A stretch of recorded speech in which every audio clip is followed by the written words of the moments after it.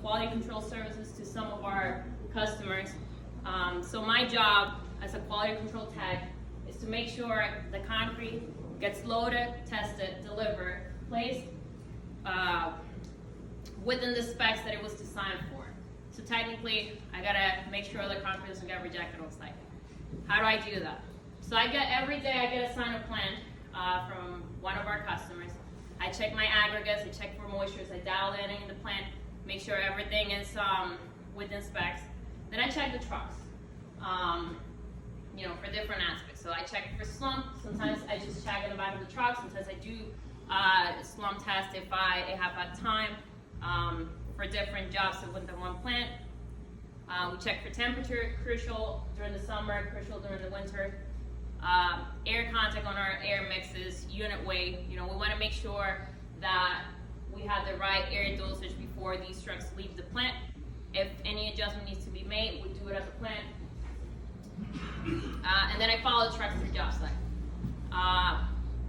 Then when I'm on that job site, all I do is observe that everything goes right.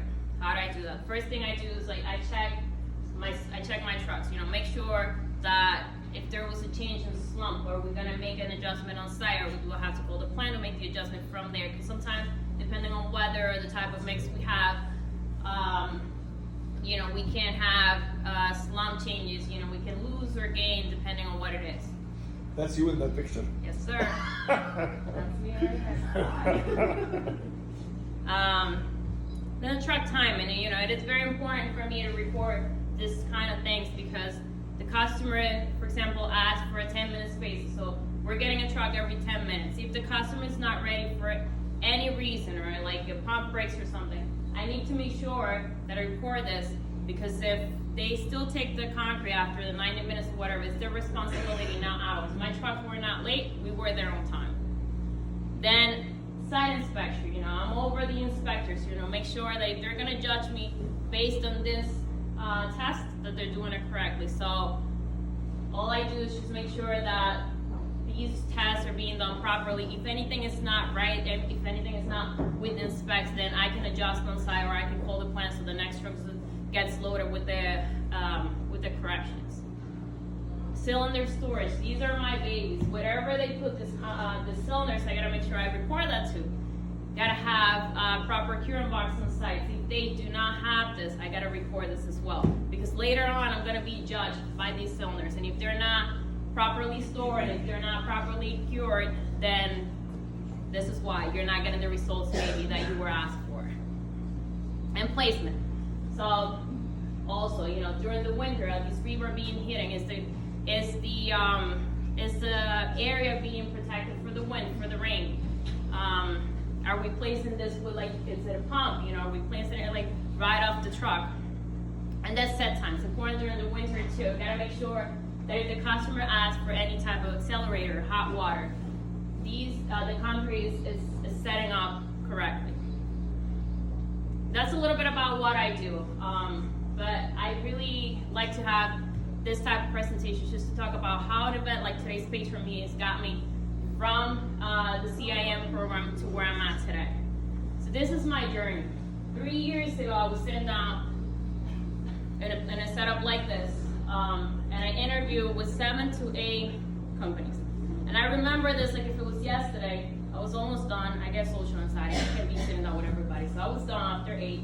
And I had a classmate say, "Do you sit down with the staple?" I said, "Well, no, but I don't know who they are or whatever." Remember they had a Sika logo. I said, "But I already interviewed with Sika." He's like, "No, but they're different. Sit down." I was like, "I don't want to do it." He pushed me into the table, and here I am, sitting down with these people. First question they asked me was, "Where do you see yourself in 10 years?" I was like, "Well, this is concrete industry management, so hopefully I'll be in some type of management position." They just laughed at it. Then they asked me, "What do you know about concrete?" I said, "This is where I'm failing this interview. This is my first semester in concrete.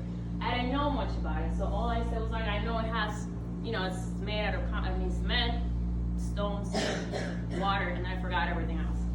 And so after that, they realized I didn't know much about concrete. So they started talking about the industry and, my role as a girl in the industry. If I was sure that I understood. There's mostly guys. I was like, well, yeah, you know, like in class, I see this. You know, this is something, you know, in a class of like 20 students, maybe there's only 3 girls. So I know, I kind of know. So I felt the energy from these 2 guys that were there interviewing me. And I remember when I got up, the guy gave me his business card. I drew a heart in the back of his business card, and I said to my friend, the one that pushed me, I said, this is the company I want to work for. That night, I got home, and I started writing emails, you know, thanking the patrons for taking their time to come see us. You know, patrons come here on a, you know, concrete is like a very busy industry. So I know you guys take your time to come and see us. You're interested in us, so like, why not thank you? So like, I sent 8 emails to 8 different companies that interviewed me. Thank you for taking your time. Here's my resume, just in case. I got answered by 1 chemical company saying, you know, nice meeting you, we don't have anything at this time. A week after that, same guy that I drew the heart on his business card, he emails me back. He wants me for a second job interview. In January, I meet with the owners of this company, and we're talking about, you know, like, they're telling me what they do, you know, I tell them what I know, and they offer me an internship. We started this internship in March. I was learning how to be a quality control technician for a Ready Mix in Brooklyn, New York. So I had the opportunity to work with, like, in very important buildings in the Brooklyn area, the Manhattan area, all good. Graduation, May 2017, I graduated from both architecture and concrete management. And I went on vacation because I've been in school for 6 years now. And when I came back, they decided to keep me and they offered me a job. In 2017, I committed to an industry that requires the one thing I hate the most in life, and that's waking up early. But if you ask me right now, there's nothing else I'd rather be doing at 4 in the morning every day for the rest of my career. You know, I get to see things going from this to this. You know, I've been working in like important projects, George Washington Bridge, for example, the American Dream, building the Newark Airport right now, Harrison Pass Station. And I get to enjoy views like this every time. So if there's something that I learned from this program and from the company that I work for, is to be passionate, to love concrete. I wake up every morning with the energy that I know that I'm going to be doing something that I like. People know, the people that have worked with me know that I get in the morning, I talk to the contractors, I talk to everybody, I'm a happy person, I enjoy this. These are a group of people that when you call them, how's the concrete, they'll tell you, well, it's beautiful. You do know concrete's great, right? How beautiful can it be? But this is how we show that we love concrete, you know. I tell the students all the time, this is something that you want to show. And patrons, please correct me if I'm wrong, this is what we're looking for. We're looking for people that are dedicated, that are passionate, that want to show that they like this, because we all can learn concrete. It's not that difficult, but when you show that you care, when you show that you're passionate about what you do, then it becomes a lot easier. Thank you.